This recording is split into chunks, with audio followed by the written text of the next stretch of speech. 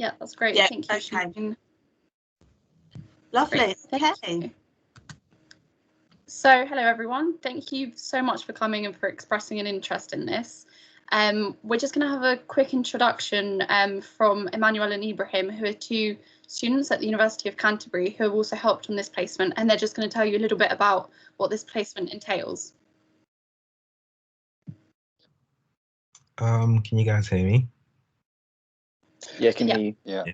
Yeah, so hi guys, my name is Ibrahim and Emmanuel should be in the chat as well. So just wanted to tell you guys a brief about the project itself. So obviously, as you guys are aware, the project is called Bridging the Gap to Leadership. So it's a project created by students for students on the experience of students on placement. So as we are aware from a higher education standpoint that there are a bit of a discrimination or inequality when it comes to BAME students out on placement or university as a whole. So education wanted to try and bridge that gap between students and placement, try and enhance their experience. So as I said, the placement, this project is created by students for students, and it's placed within placement blocks. So me and Emmanuel started this placement by first coming up with a name of the project itself, how the project is going to be run from a year standpoint, and then from then forward, we looked into different toolkits to see how, from different universities, how they try to interact with students or try and enhance students' experience on placement itself. But we didn't want it to be a placement just on our experience of me and Emmanuel or from the Brighton perspective. So we tried to expand our reach and actually get involved with other students to see their perspective on what they like on placement, what their experience are on placement, or what they wish they knew prior to placement to better their experience as a whole. So we looked into different, as I said, different toolkits, and we also carried out a focus group initially from Canterbury Christchurch University from different health degrees, and seeing what their perspective were on placement, and also what they wished they had or knew prior to actually starting their placement as a whole. So me and Emmanuel are in the process of actually writing that up and presenting that later on within this project itself. So as I said, it is a collaboration from Canterbury and Brighton students as a whole. So me and Emmanuel's placement just finished, so we left it over and hand it over to the Brighton students, which have continued it, and I'm just going to pass on to you guys, and you can explain what you guys have been doing since we left it to you guys. Hello, can you guys hear me? Yeah, we can hear you fine. Okay, yeah, I just wanted to say, with what Ibrahim said, like this placement for both of us has been very different from what our previous placements have been. Like, let's say the normal placements of being in the community or in the hospital setting for physio. This placement has really put us in a position where we are the leaders. As Ibrahim said, you know, it is created by students for students, so we are the leaders that can make a change, and through this placement we are going to make a change. Yeah. Thank you, guys. So that's just a bit of an introduction. So Han, if you want to go ahead to the next slide.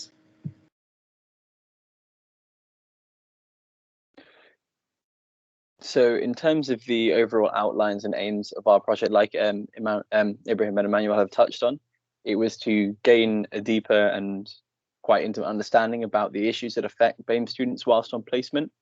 And using these experiences and looking at the evidence base that surrounds these topics, we'd be able to provide guidance on how to support these students.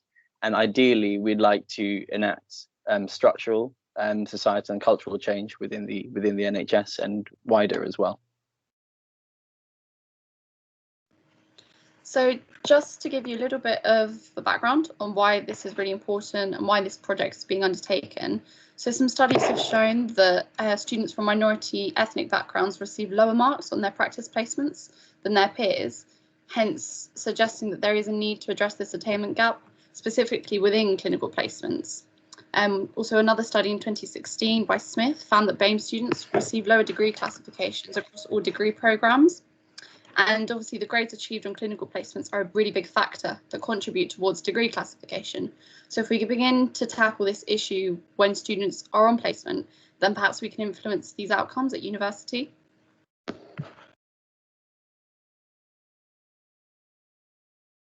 So in order to source the information for this webinar and for the rest of our project, we've looked at various sources. So previously there's been some focus groups that Ibrahim and Emmanuel have held. There were also focus groups over the summer for a different project, but quite relevant to what we're doing, finding out about BAME student experiences. So we drew on that. And we've also hosted our own focus groups as well. David will be talking about that a little bit later. As well as that, we've looked at relevant literature surrounding these topics, and I have identified a kind of a niche and a necessity for the work that we're doing.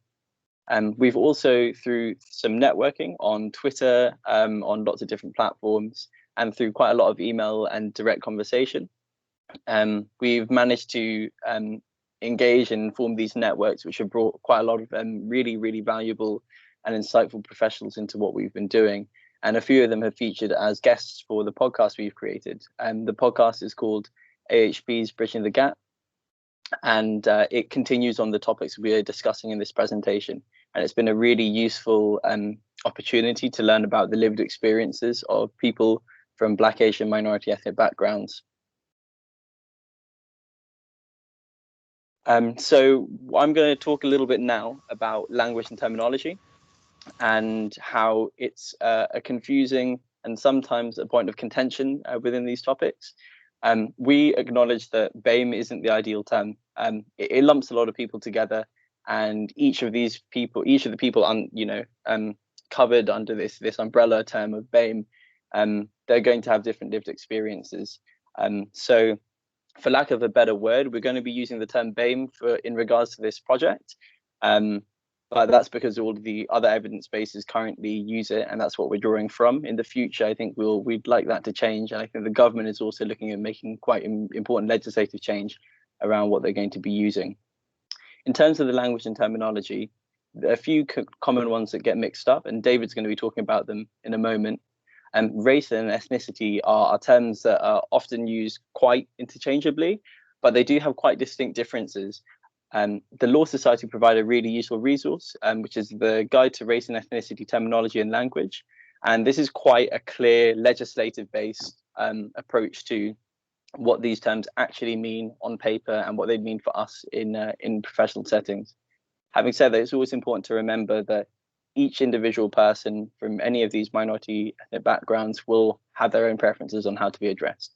So it's important to be appropriate and respectful, and always make sure that you ask instead of assuming. Hello everyone. We've just been looking at the definitions of race and ethnicity, and diversity and inclusion. So race goes on about genetic determinants and physical characteristics, whereas ethnicity is more about common heritage, customs, language, common history, and national origin. In context of myself, my race is Black and my ethnicity is half English and half Ghanaian, to put that into context. And with diversity, this is the practice or quality of including or involving people from a range of different social and ethnic backgrounds and of different genders, sexual orientations, and more. And inclusion is the practice of policy of providing equal access to opportunities and resources for people who might otherwise be excluded or marginalized, such as those who have physical or mental disabilities and members of other minority groups. And to put that into context again, you might have a Black person in a boardroom, that could be the diversity, but the inclusion in this would be this Black person speaking out, feeling welcome and accepted that they have been listened to in this board round meeting. We then move on to more language and terminology. We found a great resource by Ampu London, the link's in the top left, with just about ethnic names.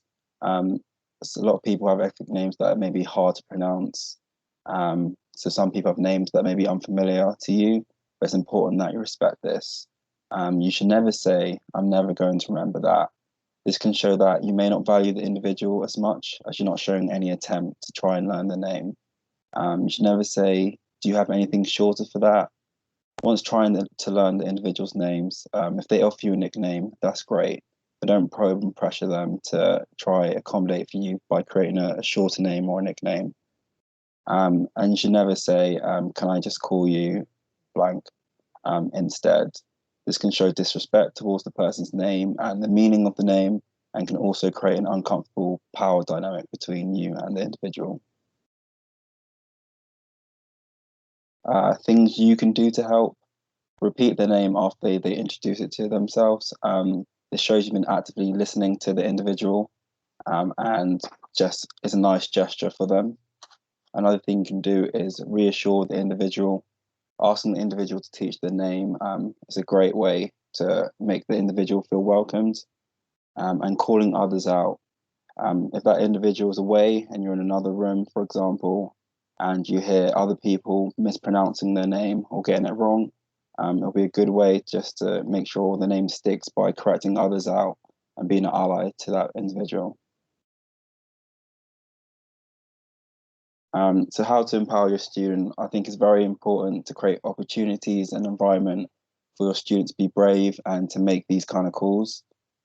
Things you can say or to prompt them to say is, just to let you know, you're pronouncing my name incorrectly. It's pronounced this. Could we spend a few moments practicing the pronunciation of my name? I'd love to teach you. Or I'm sure you agree it's best to correct people right away before the wrong pronunciation sticks. So another thing that came up in our sort of podcast guests was intersectionality. So this is the overlap of various social identities such as race, gender, sexuality, and class. And what we need to consider, and what people as educators can consider as well, is that these social identities overlap and can often create maybe complex situations that need to be considered conjointly. So there's some research that shows that there are higher attrition rates in minority ethnic women due to additional factors of pressures of family life, as an example. Another thing that also came out was that it's important to consider difficulties faced by maybe international students who don't have English as their second language. So again, this is talking about nationality as intersecting with these difficulties. And we'd often say it's really important not to assume that these students maybe have lower intelligence simply because they have word finding difficulties or accents. It's also really helpful to respect different religious beliefs and maybe religious holidays. For example, someone wanting to maybe spend their break praying due to their religion rather than in the lunchroom with the whole MDT. So it's just about maybe not judging them for this decision or assuming that, they're being rude or they want to be by themselves, but maybe facilitating this. So, saying, oh, there's a quiet room here if you want to use it, for example. So in terms of just what actions you can take as educators, as well as doing these things, it's just respecting different priorities. So don't underplay issues brought up by students that are important to them. And this is because responsibilities vary in different cultures, which do create different pressures for different students. So maybe understanding that your student may need a half day off on a Wednesday rather than a Friday because they have caring commitments to a family member, if you can do this, then that's something that will be really helpful for them, because this is a responsibility that they have and maybe that they can't quite get out of. Of course, this is within reason, negotiating the hours, etc. And also just having consideration for patients who might be acting in a discriminatory manner towards any aspect of a person's identity, like I've mentioned here. Students don't have to put up with racist or sexist behaviour or any behaviour that's discriminatory towards any aspect of their identity. So maybe what you can do is ask if you know they've experienced something like this, ask them if they're okay following such an encounter, and maybe allow them to take a few minutes off just to gather themselves, because this can obviously be quite upsetting and they might find themselves being really distracted for a bit after this. So now I'm going to talk about some intersectionality within this BAME umbrella term. It's important to remember that racism is a tool of colonialism, and each of us, even within the BAME community, have responsibility to address in whatever capacity we are complicit in. All of us have been shaped by the weight of colonialism, its colonial history, and the racist discourses and practices that come as a result of it. it's really important that within communities which are of minority ethnic groups that are minoritized, we need to acknowledge what position we are currently in within these, supremacist structures and racist cultures that we live in. A really important example of this, and a place where I think that all of us, from all of our backgrounds, can show a little bit of solidarity, is within we're talking about since COVID and the massive increase in hate crimes and racial violence towards Southeast Asian people and East Asian people. Just last month, actually, or just a little while towards the end of February, Southampton University professor was assaulted and left bloodied and bruised. And whoever attacked him was quoting and talking about coronavirus. On the right is a picture of Boris Johnson's address to the British Chinese community, wishing them a happy Chinese New Year. And here's a couple of the comments that were present underneath it. They might be a little bit difficult to zoom in, but you'll be able to see this a bit later. And then this is where it gets how bad things can get. It's a different country to us. This is the USA, but and problems are different here, but we can see how bad things can get. Moving on will be just having a talk about encouraging equal opportunities. I think it's very important for educator and the environment just to create opportunities for students to thrive in. So from a study by Naylor, the students from minority ethnic backgrounds receive lower marks in their practice placements than their peers. And there's also a study by Hammond that looked at student practice placements of BAME students. And from the focus group, an outcome was BAME students feeling like outsiders. So already those students are at a disadvantage as they're feeling outsided and feeling a bit not welcomed in that environment. Things you can do to help, again, create an environment for students to succeed in, allow them the opportunity to speak out MDTs. Even though a student might be quiet, just give them the option to verbalize and speak out. This can be within the team or MDT meetings or anything with other members of the HP. Allow students to independently assess and plan a treatment session. Some educators may feel like they need to do this, but again, offer and give the opportunities for your students to do this. And for those educators that have 2 students to 1, I think it's important to manage your time out with the student. You may be with 1 student all the time, and when it comes to assessing the other student, they may receive a lower mark because they're not with you as much. So again, balancing that time out is very important. And this takes us on to role modeling. So for personal experience for me, I think role modeling within the healthcare system is kind of important, and it's nice. I was on a placement experience where it was a heavily white population, and there was a few ethnic people there. And at times there wasn't things I felt comfortable talking to my educator who's white. But when I was with that person who was similar to me, who was black, I could speak to him about anything. He would check up on me. It was kind of like I knew the person for a long time, even though I was there for 6 weeks. So I think it's a nice thing to have. So there was a study by Claridge and Stone and Usher that looked at ethnicity attainment gap among medical and biomedical science students. A quote from a participant was, "I would say that it's a particular issue for people of Black Caribbean heritage, because traditionally they come from a lower socioeconomic classes. So there's intersectionality around class and ethnicity as well, which means it's very difficult for them to have existent role models, and it would be nice to have more of those in university." And I kind of use that into the healthcare system as well. Something you can do as an educator is signpost any students to any potential role models in the trust. If there's a BAME network, or if there's a BAME healthcare worker who's happy enough to have a student just to contact over the placement experience, that'll be good. And also to liaise with the university to find out if there's any resources or support systems that are there for the BAME student, or if that BAME student has as well.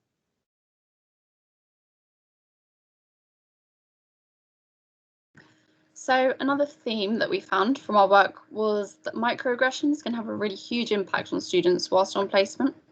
A 2019 study here found that students from BAME backgrounds often felt like outsiders when having reflections of belonging, that certain behaviours, including microaggressions by others, marginalise these students, and that in general overcoming these implicit challenges requires a lot of persistence and resilience.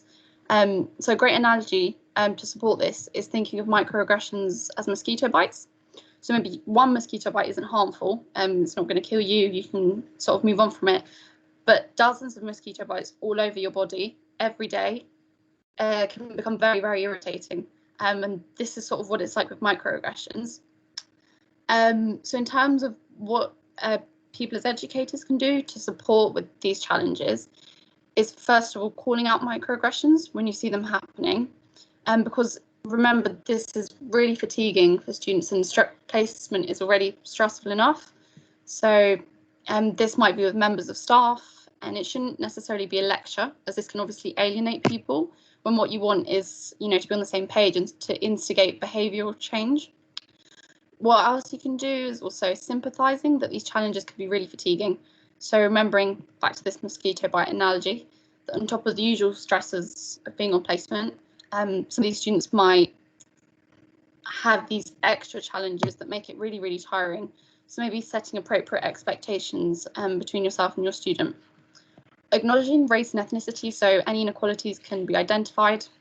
And this goes hand in hand with listening to your students and understanding them, allowing them to have their voices heard, as students will really appreciate an educator who doesn't brush under the carpet any concerns, but instead works together with them to find solutions.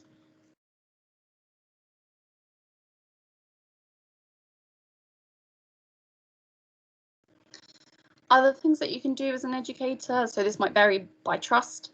There are various resources which you can signpost your students to, beginning with professional networks, diversity networks. For example, the Chartered Society of Physiotherapy has the BAME network, as the BAME OT network as well. And your trust might have a specific BAME network. Just signposting this for your student might be really helpful. Especially if you see that they're having issues and want to connect with someone who, as David said before, might be able to act as a role model and give them some guidance. Also, informing your students at the beginning of the placement if there's a freedom to speak up guardian. So I'm aware that these exist at some trusts, simply so that these students can escalate any concerns in a way that's really comfortable for them, and just being aware that that exists is support in itself. We will also have our resources, so the toolkit that Harriet and Tasman have worked on for allyship. This will be on the University of Brighton website. Within this, the webinar will be there, our podcasts, and anyone can access this. So you can always signpost the students to this link as well. And there's plenty of resources out there. For example, podcasts. So there's a Race Reflections podcast at work, which is solution focused for issues at work relating to inequality and discrimination. And maybe just if your students ask about this, it's just something nice to signpost them to.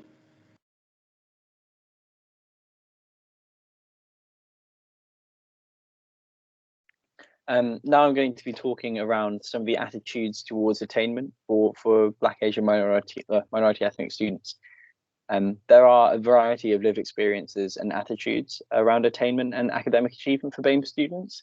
And in terms of some kind of examples of where you might need to offer some support to these students, if they've, for example, might have recently moved to the UK, either with their family or as a recent immigrant, or they've come for their education, it's important to recognize that because of some cultural differences, and to recognizing those cultural differences, some ethnicities might place an increased value on education, and this is defined as the immigrant paradigm.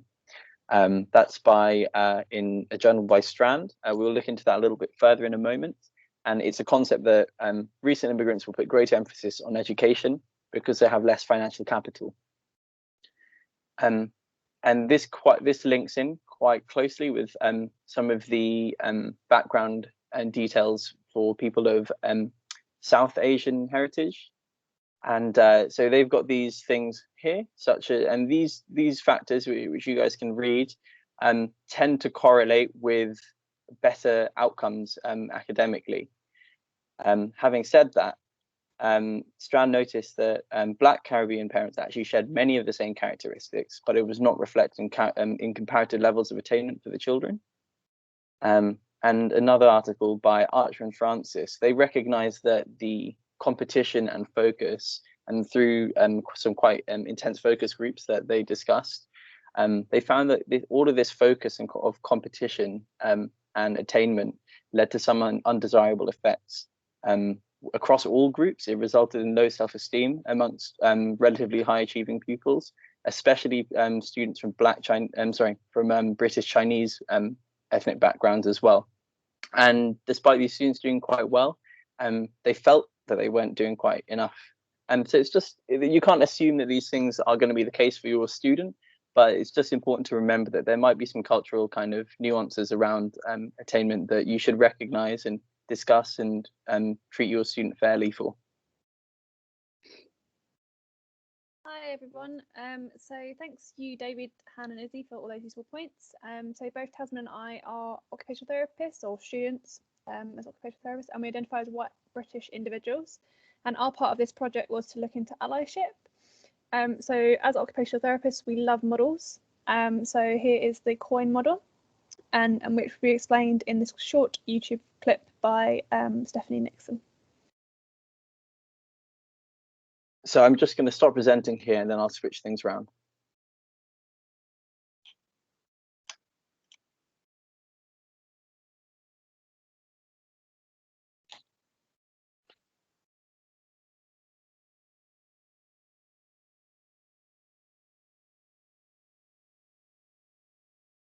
Can everyone see that? Yeah. Okay.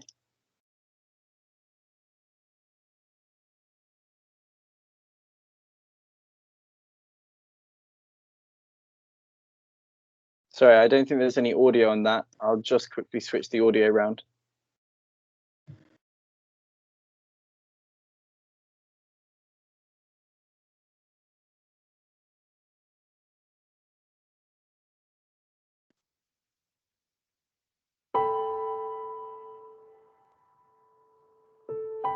I understand privilege as the top side of a coin, such that the coin itself is the social structure or a systemic force that gives unearned advantage or privilege to some, and the exact same structure gives unearned disadvantage or oppression to others. And so what would that look like? Well, there are many different coins in society. One might be racism. And the way that racism operates is that it gives an unearned advantage to people who are white. And it gives an unearned disadvantage to people of color, people who are not white. Or it could be ableism, which gives an unearned advantage to able-bodied people and unearned disadvantage to people with disabilities. Heterosexism, straight, not straight. Sexism, male, female. Cisgenderism, C-I-S genderism, people whose sex assignment at birth, it's a boy, matches the identity they grew up with. And they grow up feeling like a boy, versus anyone who doesn't have that match. All right. So this is the idea of waking up to that it's not just the groups on the bottom who are relevant for health equity, but it's these groups on the top that need to become less oblivious about the way these same structures actually influence them in the opposite way that they influence these disadvantaged groups.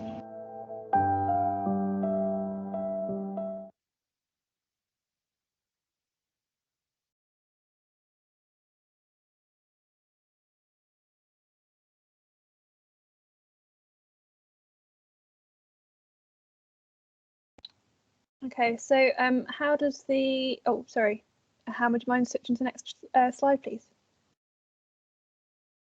So how does a COIN model relate to allyship? As white allies, we are in a privileged position to support those from minority groups. Allyship is a lifelong process of building relationships based on trust, accountability with marginalised individuals or groups of people. Active listening to those in marginalised groups, so those underneath the coin or at the bottom of the coin, and making a safe environment for them. It is not a white saviour complex. It's not going into lower income countries and helping them with their problems. This only reinforces the fact that people on top are experts and the people underneath of the coin need saving, and it's not a badge of honour or title. I'll now hand over to my colleague Tasman. Okay, so we created a document and a poster looking at strategies for practitioners to become allies to the BAME community within their role as an educator to students on placement. So one of the things is to educate yourself as an educator. So take it upon yourself to learn about the experiences of the BAME community and students and the challenges they can face on placement. Be aware of your privilege, like just discussed in the coin model. So this affects your personal and professional life and can highlight the advantages that not all people are granted. Get comfortable with talking about it. Open conversations are essential to identify challenges, opportunities and solutions. Appreciate the diversity within the BAME community. So it's important not to group all BAME individuals together as one singular group. Recognise that the experiences of students and racism they might encounter and prejudice all greatly differ. Incorporate allyship within your role as an educator. So the role of an educator is not only to teach, but act as a leader, a role model, mentor and assessor. Challenge unacceptable behaviour. As an educator in a privileged position, there is power to address unacceptable behaviour. Influence change, so promote inclusive systems and processes within your organisation and liaise with colleagues and students for suggestions of how practice can be improved. You might want to make a pledge, so whether this be to yourself or a publicised forum. For instance, an educator might make a pledge to give respect to others regardless of ethnicity or race, take accountability of their part of developing a positive and inclusive placement setting for students in which diversity is celebrated, take positive action to combat discrimination systems and practices, educate themselves on others and race and racism, and stand up against racism. And I think in the educating yourself, one of the key things is it's not just being a non-racist, it's about being anti-racist. On the next slide, you can just see a summary of the things we've discussed in the presentation. Following this is our references, and I'll hand back over to Izzy to discuss an evaluation form, and then she'll open the floor to questions. Thank you, Tasman. So I'm wondering if we want to do questions first. We just have an evaluation form which we would like everyone to fill in if that's okay. It's really short, it's very, very quick. I'll put a link to it in the chat. But I was wondering if we had any questions before that. So I'll pop in the link to the evaluation form before 2 o'clock and it sort of sends it back to me quickly. So yeah, with any questions, if you want to put your hands up. So Stephanie, feel free to unmute with any of your questions. Hey, I was just wondering, you guys said you did focus groups. Who were in your focus group and how many did you have? So the focus group we ran last week, we had 2 participants from international students who recognise as BAME. From the focus group in the summer that Sarah Jane ran, I know there's quite a few students in there, a lot from physio background, but from other HPs. And with the focus group from Canterbury, Emmanuel and Ibrahim, if you could jump in. I'm not too sure how many you guys had. Okay, thank you. Yeah, so with the focus group that we ran at Canterbury, it was a mixture of all allied students. It was roughly around 30 students that we had, and we had a couple questions. I think it was like 5 questions that we asked all the students, and some of them did give back some feedback. As I said previously, we are in the process of actually just gathering some of that results and putting it through as a presentation that we will deliver later on. So yeah. Yeah, thank you. Sorry, how many of those students were BAME in your focus group out of the 30? Emmanuel and Ibrahim. I think all of them, I would say. Yeah, so sorry, yeah, it was all of them were BAME students, so yeah. Okay, cool, thanks.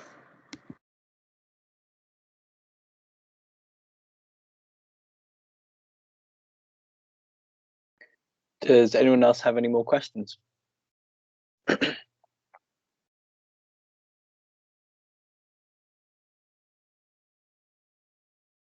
Question from Stephanie Caluzzi and also Paula Kirsten. Steph, I think you got there first. Did you want to ask another question? I believe that's where we just had a question from. Sorry. It's just that the hand is still up. So Paula or Hazel, I think. Yeah, thank you. This was a really excellent presentation, and I've learned a lot from some of the literature that you've brought in here. It's been really helpful. I was wondering if you could also reflect on your experiences at a university, and obviously confidentially, without naming and shaming people, but do you think as educators in a university, both Canterbury and Brighton, there's things that we could do better?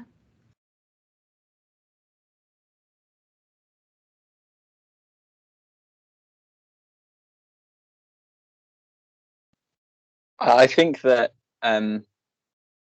if there's one thing that kind of makes everything easier, it is providing an environment in which people feel safe and comfortable to share these experiences. So I'd say my experience has overall been positive with the uni, but I think that I would have made the realizations and had the discussions I needed to if there were more environments where I felt like I could have those discussions. So maybe just more protected time for all sites, for students to be able to share these. And I found that one thing that really helped me was a mentorship program with the university's BAME mentorship program. That was fantastic. And I found that has helped me develop hugely in both my personal and professional capacities. So I think maybe just facilitating that a little bit more. I think that things are heading in a good direction. I think it's just seeing more of it and making it more accessible for all students. Great, thank you, Han. Hazel, do you want to go next? Yes, thank you. Thanks very much for a really interesting presentation. That was really good, very challenging for everybody. But what I was going to ask is, do you think there is any research that still needs to be done? Where do we need to be looking? What are the next steps in terms of exploring BAME, for want of a better word, issues? I think we are lucky enough with this project that it will be continued after we finish the placement. So it's ongoing. So following us, there'll be other students to carry it on and to look at the different pathways and review what the team have done, and then also what other aspects haven't yet been covered. I don't know if anyone can build on that. I can't remember what was in the discussion of one of the studies about BAME students receiving lower grades than their counterparts, but I think that'll be something interesting to follow up from now, especially after the summer we've had and all the talk around BAME and all that stuff. So I think that'll be interesting. That's great. Thank you, David.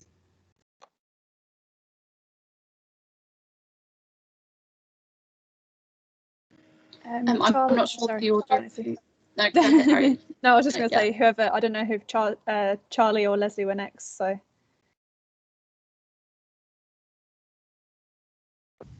We can go, that's fine. Hello, it's actually Molly. There's a couple of us on this call from our team, so we've all been listening in.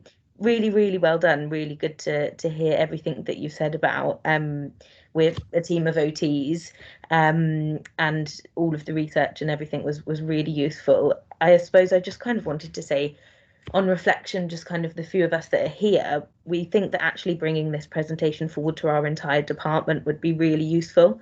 It's a really good starting point just to bring up some of those conversations, and the way that you had really constructive points in it was so useful, about actually kind of what to do and how to address things and giving those kind of conversational starters and things. So just kind of wanted to check that you'd be happy for us to do that, really. Yeah, absolutely. Thank you. Great, thank you.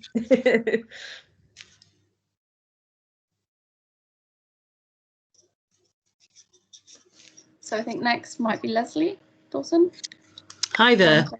Thanks for the privilege of being able to observe and watch this, and I'm absolutely delighted with the work that you've been doing. The question I'd like to ask is, I know you contacted the BAME groups in the CSP and COT, but have you shared your findings with these groups?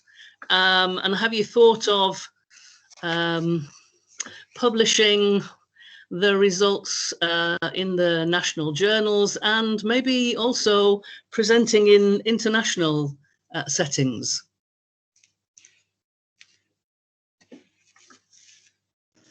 So I don't want to talk for for anyone else, but I believe so in terms of us, for us technically this only lasts 6 weeks, although we'd all like to be involved in the future, it being one of our placements. So just in time frame, we haven't had time to spread it to those groups yet, but that's not to say that it won't be. Sarah Jane is having more students come on in the future. So again, I don't want to talk for them or what they're going to do, but I believe that might be something they'll take on next whilst we sort of carry on with the rest of our studies. So whilst we might not have had time to do it, I believe the next students might.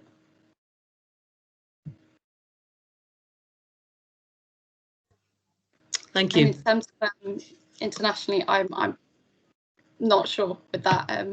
That's probably quite far ahead. I don't know what the others think. I think definitely something to look in the future, but like Izzy said, I think they finished this week and Tasman and I finished next week. So, but definitely in the future, share it far and wide.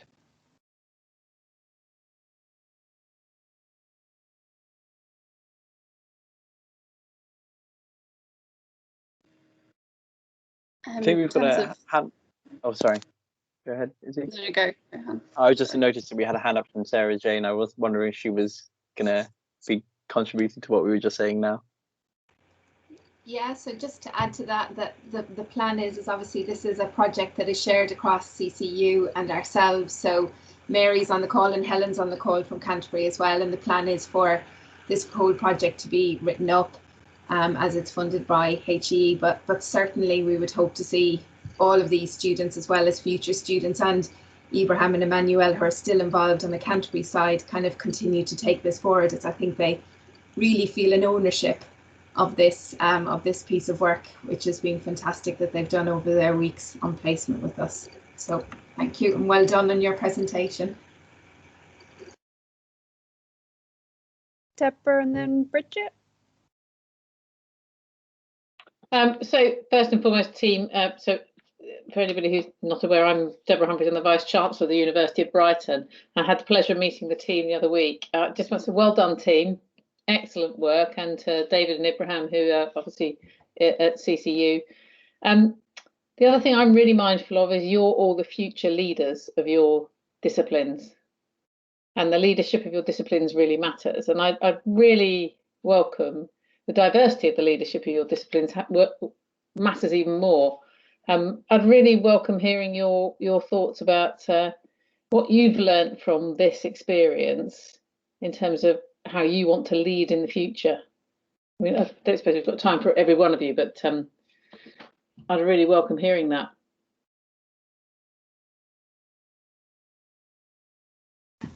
I think one of the things I've sort of understood the most is how much you don't know about a topic or an area until you start researching it. So actually being brought onto this project and then working with these guys and all working together as a team has been really informative. So I think as a leader, you know, I've from this experience have fully benefited and can understand the importance of relying on everyone's different areas of expertise and everyone's knowledge. And I think it might have been you, Deborah, that said that you know, you only have to know one more thing than the other person to sort of be an expert in it. So yeah.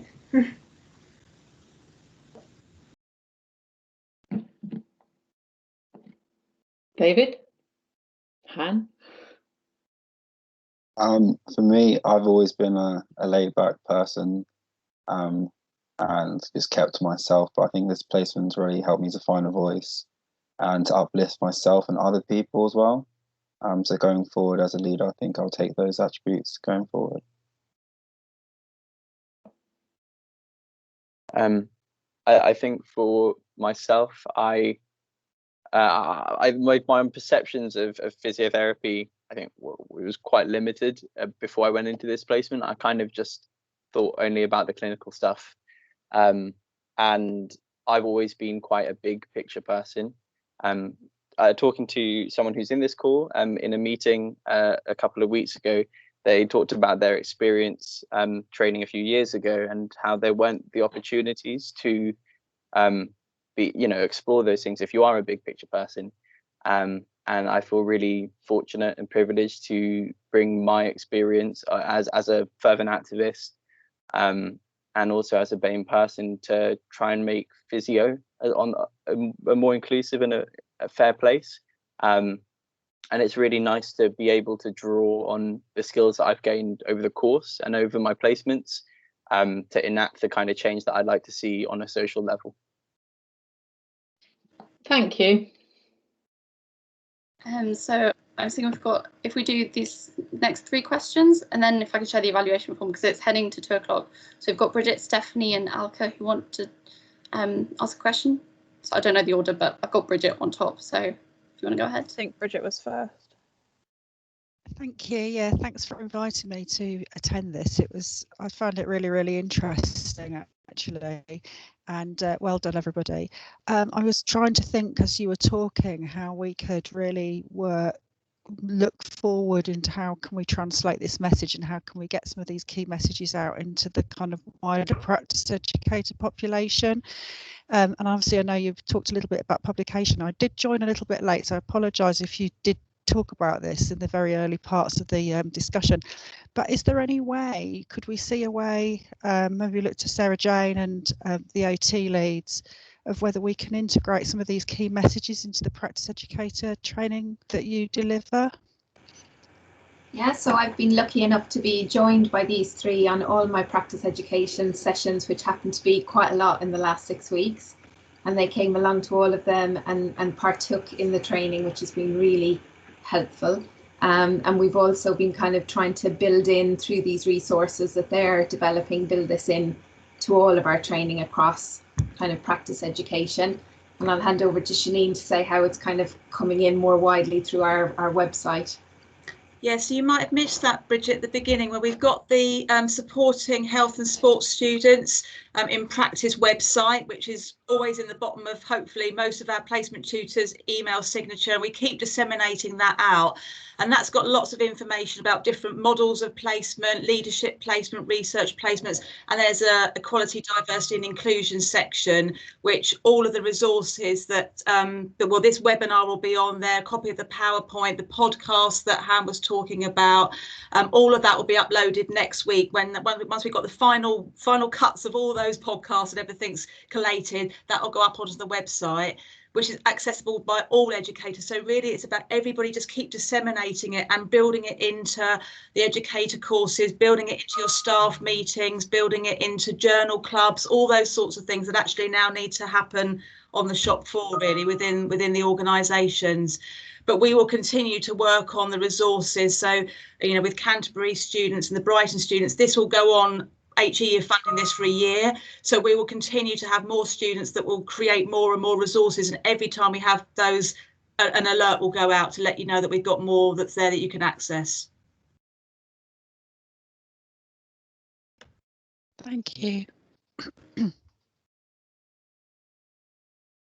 Okay, and just the last 2 questions. I've put the link to the evaluation form for anyone who wants to do that if they need to go. It's really quick and we really appreciate that. Stephanie?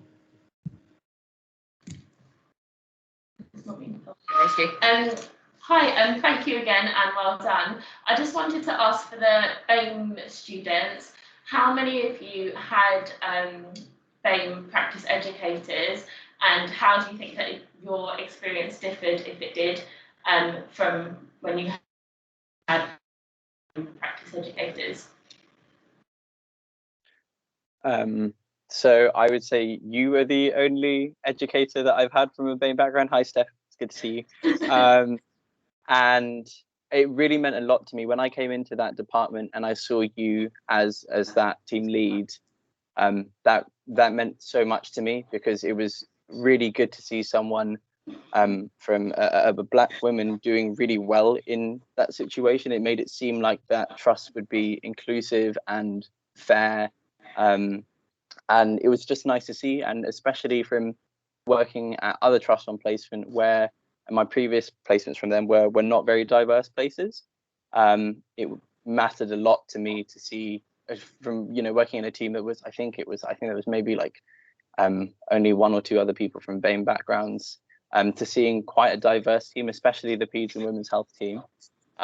It was really, it meant a lot for me to see, and it made me feel a lot more included and welcome. And I felt like I'd be listened to as well. And if I had any issues, that were specific to me being a person of color, then I felt like I would be able to broach them with you. Thanks.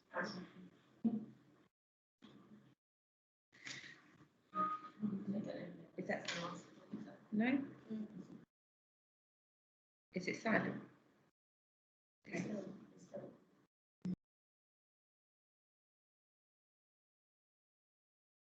Hi, I think I'm the next person. Me and my group were looking at like a BAME kind of topic for our next year. And we just want to know that, is there any way, like how you found the literature for it? Like, we just want to head in the right direction for looking for literature.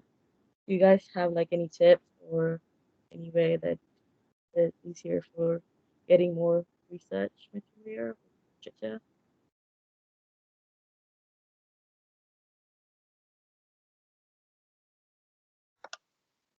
We kind of just searched it, but we've made a little literature bank from our project, of this project, so we could possibly send you that if you could drop your email maybe in the chat.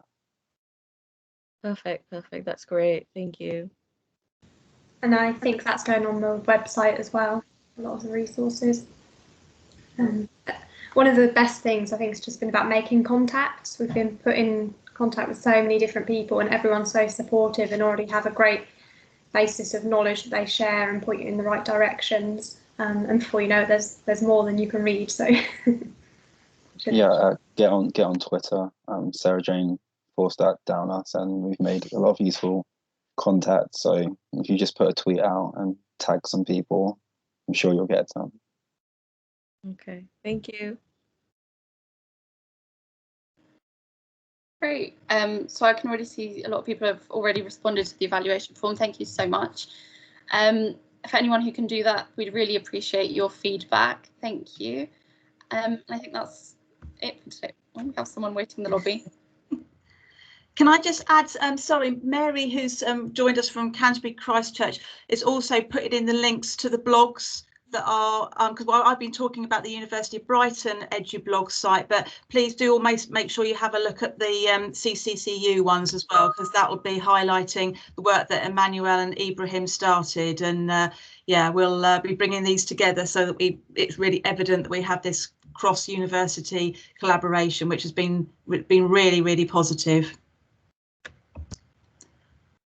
And I think just from Sarah Jane and my point, and probably Helen and Mary would reiterate this as well, it's been an absolute pleasure to have these students, and I hesitate to use the word students because, as you can say, they have really led this project. We have both learned so much, and I'm sure, well, Mary's just come on the screen, and I'm sure Helen will say the same. You know, you've been so open and honest. You've taught us a lot, and you've also made us go away and teach ourselves as well, which was your whole message. This isn't your responsibility. This is all of our responsibility. And I think those 8:30 meetings that we've had every morning have been the best start to our day for the last 6 or 7 weeks. And to see you grow, and I think, as Deborah said, you are our future leaders. And I've got absolutely every faith that OT and physio are in completely safe hands moving forward. So I would encourage everybody here to have students on these leadership placements in all sorts of projects, because there's a real reciprocity about what the student gains from it, but also what we've gained from it as well. So I just want to say thank you, and you will be sorely missed when you've finished. Thank you, Janine. I think again, I'm not going to speak for everyone, but I think we can say likewise. Thank you so much. Yeah, that's really kind. Thank you. Thank you very much. I really appreciate it. Thank you. I will stop recording.